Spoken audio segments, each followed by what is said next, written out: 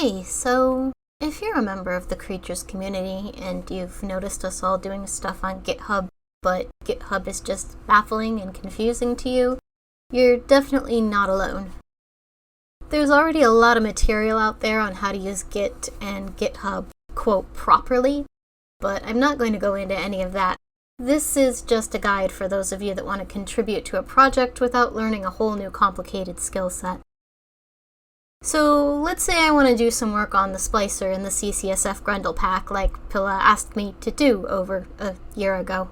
The first thing I'm going to do is make a fork by clicking this little fork button up here.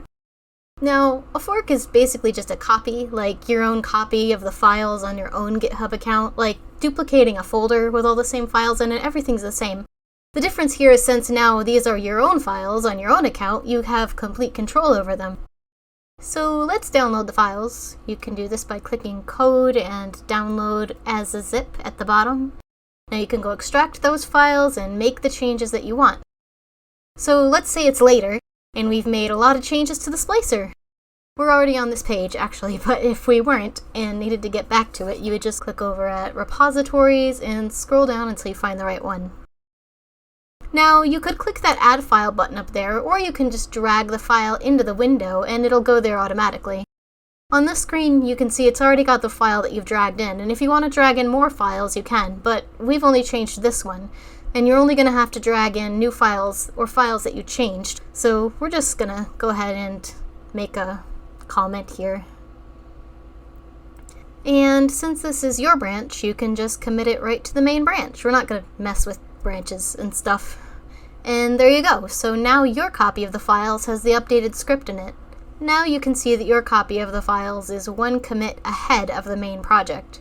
So now to give the copy of that updated file back to Pilla's main project, you're going to click the contribute button and open a pull request.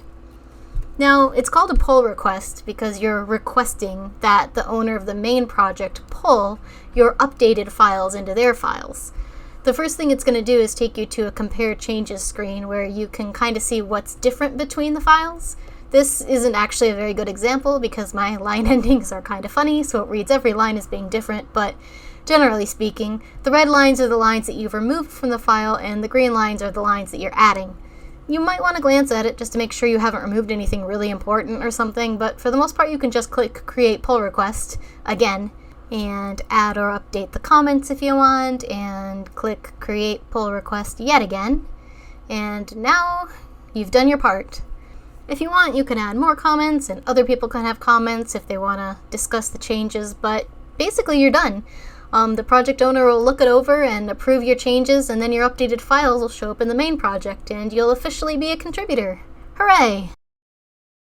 There can be a lot of detail when you get into GitHub, and it can get really complex if you really want it to, but just contributing is pretty straightforward. It is a lot of steps, and I understand it can be kind of intimidating, but I hope this helped you. Let me know if it did, and if you have questions, leave them in the comments too. I'll try to answer them and hopefully help everyone else out who might have those same questions. So happy developing and happy Norning.